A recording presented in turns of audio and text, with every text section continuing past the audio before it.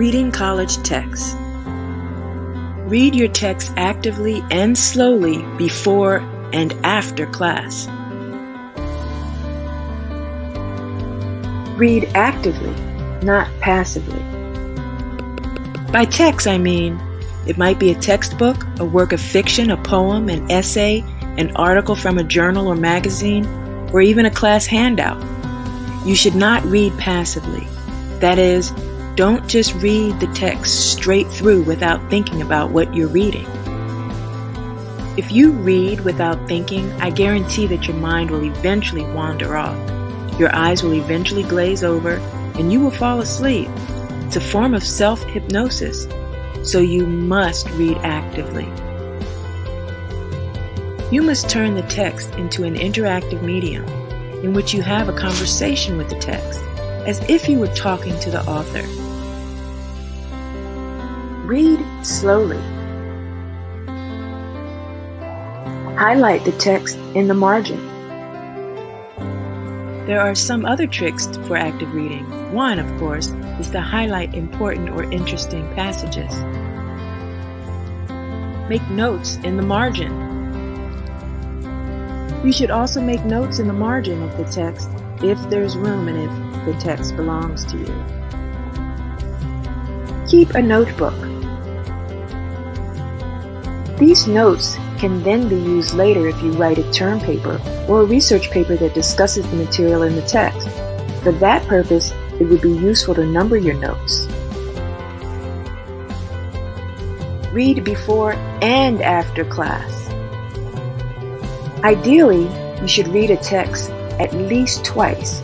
Read it before the class in which it will be discussed so that you're familiar with its contents. Then reread it after class using the slow and active method, if the time permits. Review. 6 essential points on how you should tackle your many reading assignments.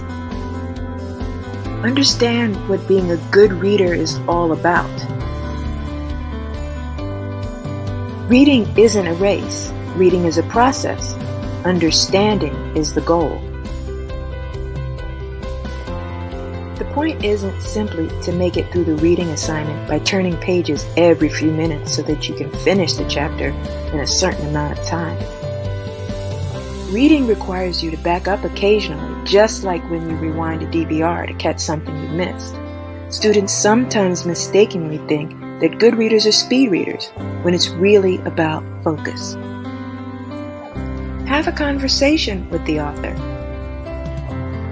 In every book you read, the author is trying to convince you of something. As you read any book, argue with the author. That's not how I see it. Question her. What makes you say that? Agree with her. Yes, right on. Make small ticks in the margins to mark words you'll look up in your dictionary. Reading is an active process, not a passive one, in which the words just float by you. Dissect the text.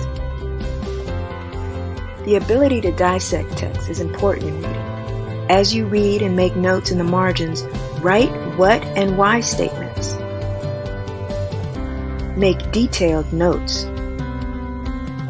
In a notebook beside you, take full-blown notes as you read. Go back and forth, detailing main points and supporting evidence so that you have an outline by the time you've finished reading.